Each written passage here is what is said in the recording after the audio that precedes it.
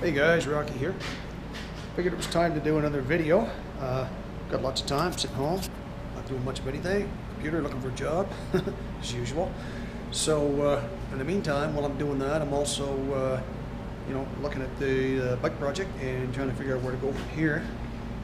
Sort of clean up some space, give myself a little room in here to work around. I mean, I didn't clean the garage, but I did I moved the car out, made some space, a little bit of space, so I can do what I was thinking on doing. Now the primary focus and the first thing that I actually thought I would do is see if I can get this motor up and running. So I've been watching a lot of online videos, checking some stuff out and whatnot. I realized after I looked at the motor that I had it sitting there with these pushrod tube covers, or whatever you want to call them, were in place, but I didn't have the push rods in, and I didn't have the cam boxes, rocker boxes torqued down or anything like that. So I went through the process of finding out how to put all that back together. Had a little trouble with these guys because I thought that this was supposed to be up on top, and I couldn't quite figure that out at first. So I went online, looked it all over, and found out exactly how to put it together.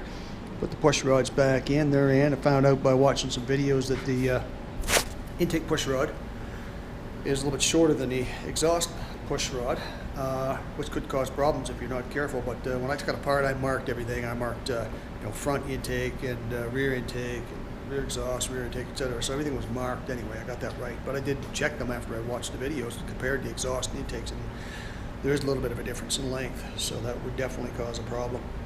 So I got everything in place where it needs to be after a little bit of a struggle, getting the pushrod tube clips back into place.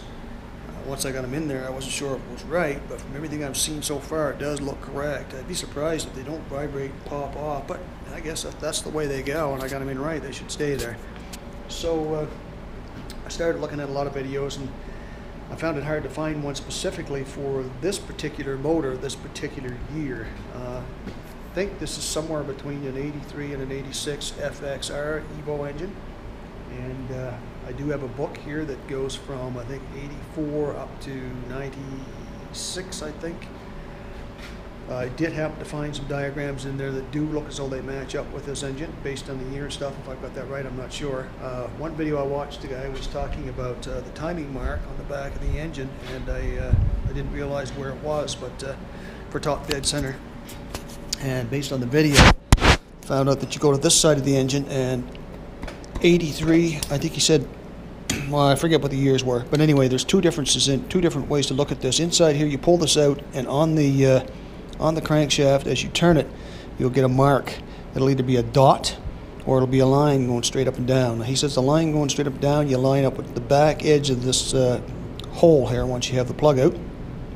I'm assuming it's probably not going to be bright enough for you guys to be able to see that, but if you look into that hole, that's where you're going to see. One sec, guys. Look into that hole. That's where you're going to see your timing mark for top dead center. You just crank the engine over with your wrench or whatever you've got that you can hook onto it to crank it over slowly by hand until you get a mark that comes up into that particular hole. Now I've had that lined up. I'm pretty sure I've turned it since, but if you look in there, you turn that crankshaft. I'll turn it, see if I can bring it up and show you guys the mark here. Give me a second. See if I can find the mark. Put my wrench on here. Crank it. Oh, wait, what was that? Oh, okay, now I just discovered something that I didn't realize. Based on what the guy said, you would either see I don't know if you guys can see that or not, but there is actually a line there. See that line right there towards the back side, this side over here. You'll see there's a line right in there. Now, he did say that that line was 83 and earlier, I'm pretty sure. I will have to go back and double check that. But he also said the newer ones from there forward would have a dot, which I thought I had found, but maybe I was wrong. Double check, I think that's just a little dirt there. Double check that. Yeah, it's just a little dirt. That engine needs a good flushing, that's for sure. Looking for a what do we got here? It looks like a little dirt or rust or something. Yeah, there's lots of dirt in there. That needs a good cleaning. Okay, well, we're not going to be too concerned about that just yet. Concern is, was there a dot? Pretty sure I saw a dot. And obviously, That dot was not the right mark. Maybe it was just a spot of dirt or something too, but okay, we'll keep going here. Not there yet. But anyway, this is the top dead center mark. Whatever it may be, a dot or a line, you have to find that and figure that out. And if you know the year of your engine, you'll know what to look for. I don't really know the year for sure, so I was hoping that the dot or the line would be the factor that would help me identify the year. I see what looks like a dot right there, so this is definitely, see there's a, let me double check, make sure that's not dirt. No, that is, see now there's definitely a dot right there. So now I'm confused. I don't know if that or the line is what I need to look at for top dead center. So there is another way. There is another way to do that, hopefully, if everything is timed properly, which I'm assuming it is. Second, guys, try to turn my light off here in the phone. If everything is timed properly, then I should be able to watch the piston and on the number 1 cylinder, which I think is the front cylinder. I have to double check that in the book. Pull the plug out, turn it up to top dead center, make sure the valves are closed. So these rocker arms need to be level. Everything needs to be down and level. This needs to be at top dead center. Then I'll look and see where my mark is. And if I see that I have the slash, the line, then you know, that'll help me determine whether it's an 83 or later. And if the dot lines up, then that tells me it's an 83 or earlier. So at least to narrow it down, you know, 83 or newer or earlier. Maybe somewhere on the motor there might even be a number to distinguish the year.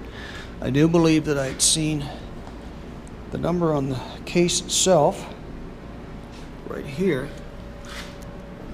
I don't know if you guys can see that or not, but this is a star EELE 253783.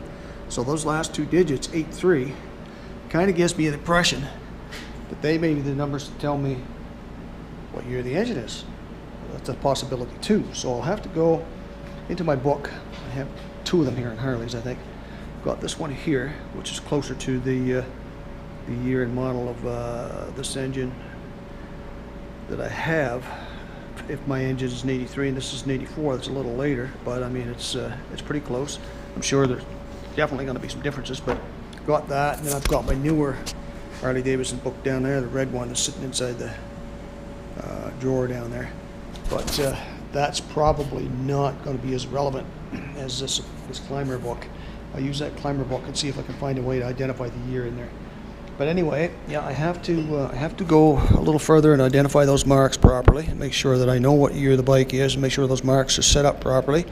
Right now, I have the rocker boxes on and hand tightened, not torqued to spec, but hand tightened. There's new gaskets in there, new rings in there, and I do have compression when I crank it over by hand, keeping in mind that the brand new ring's not broke in yet, so compression is going to improve after that occurs, which means the engine has to run first for a bit. I may try to find a way to crank this engine over without starting it. Obviously there's no gas or ignition, so it's not going to start, but I might try to find a way to crank it over at a reasonable speed and put my compression gauge in there to see what I have for compression in each cylinder, just to make sure that it's not completely whacked. You know, I mean, if it's relatively decent, fairly close, then you know, the engine will obviously run.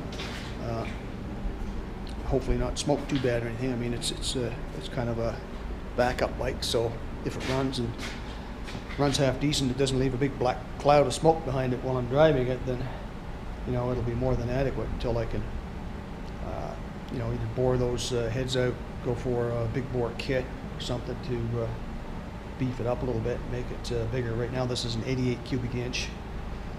I know there's kits out there that would let me bring that up to a bigger size, providing that the heads, you know, the heads aren't worn so bad that they can't be overboard or whatever. But I'm sure they're okay. You know, I'm pretty sure that that can be done. They can be bored out bigger.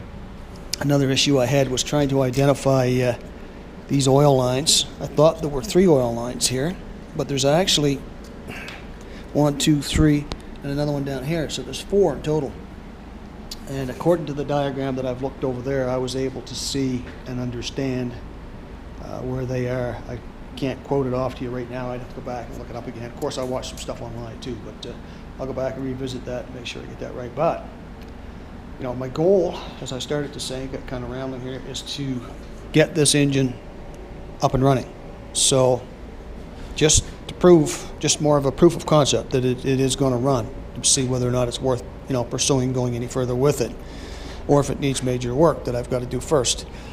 So the idea is to put it back in here, tie it down so it's solid, so that it can run and of course not get away on me. And I need to set up a few things on here, like a gas tank, some form of supply for fuel.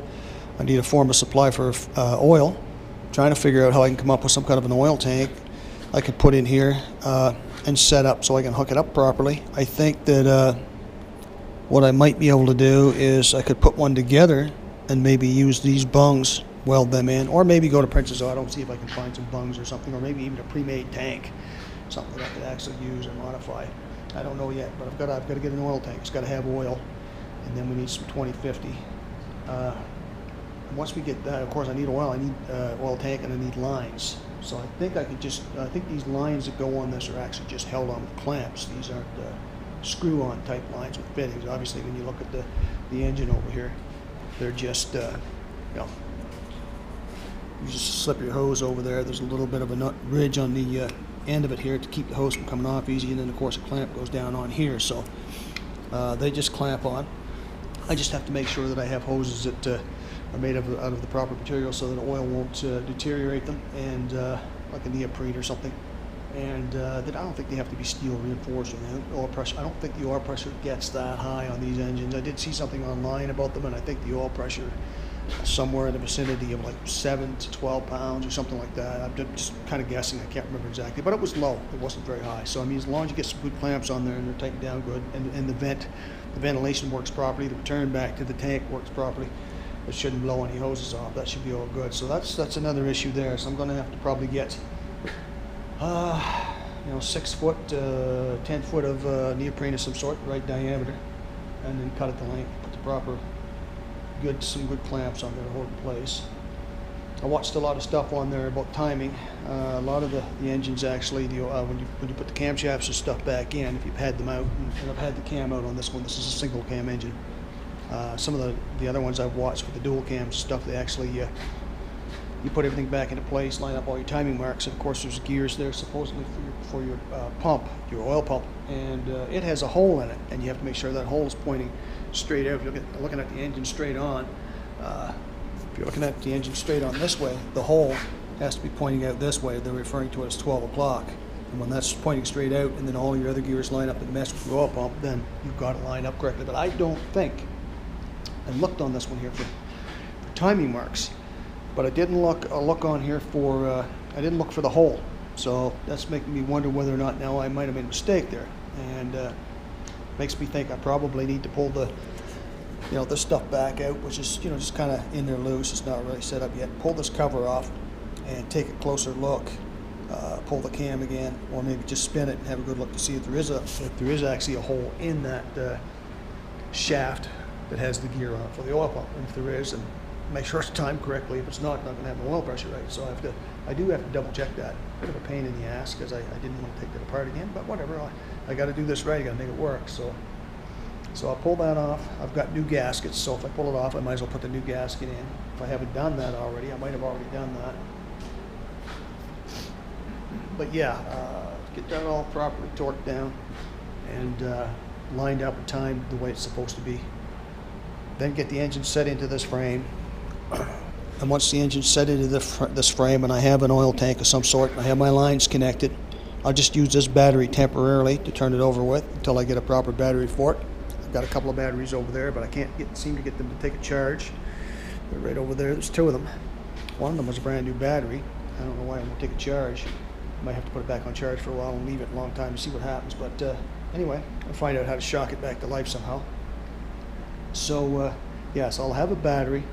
I'll have the engine. I've got the frame. We'll have some form of an oil tank. I might even just, I don't know, in order, I might throw some bars on it. Might make the makeshift bars, like I said. I'm not sure if I'll do that or if I'll actually, make the makeshift T-bars I talked about, or maybe save that for later. Or I'll just go ahead and take maybe a bars like I have over there, like I have another set here somewhere. Put them on just so I have something to hang on to and work with.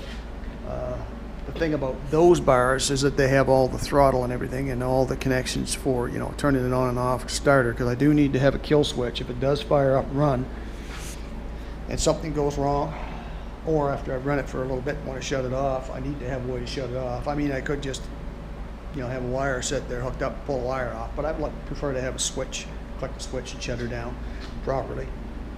So yeah, so that's where I'm at with this. I jacked this thing up on the stand and took a look at it, and I actually like the looks of this frame. I mean, it looks good. Initially I thought the frame looked big and I wasn't happy about it. It's a soft tail. I really would prefer that it would be a rigid. It is a soft tail, like I said. I took the shocks off and lifted it up. First I thought, you know, the shocks had to stay on to keep this in place, but the thing is, once I took the shocks off and lifted it up, this come down and hit down inside here, so that won't drop any lower. That might not be necessarily the proper ride height. That's going to need to be worked out, obviously. But just for now, put it like that. I did want to, said I might weld this in here to make it a rigid, which probably could have been done, but then I got looking at it afterwards and realized that over here we don't have that option. Because in here, this section here that I would weld on the other side, there's too much of a gap there. You know, you just can't weld that. I mean, there's other ways. I could probably tack it in here, tack it over there, and weld it down there, and you know, there's probably ways I could do that. Another option would be to see if I could turn it into more of a like a Dyna Street Bob or something like that, and have shocks coming up the way they would be on this guy. Potentially by using the swing arm off of this. Those swing arms would come off of that and I could use them. You know, then they would go on here. Instead of this going through this piece, they would go on here. This is designed to give me the option for a wide tire. You know, this is made so that you can put a wide tire in there. This is I think this is like a 300 millimeter or something tire. Don't remember, it's a wide one. But that's what that swing arm is designed for. Well, it's designed so that it's a soft tail. Makes it look like a hardtail, but it's a soft tail. You can hook shocks and stuff in there, but it's also built so that you can put a big tire on. I guess it's not a 300. Sorry guys, it's actually a 255 R18. But that's wide enough. You don't need to go crazy. I mean, the wide tires are cool. So this is the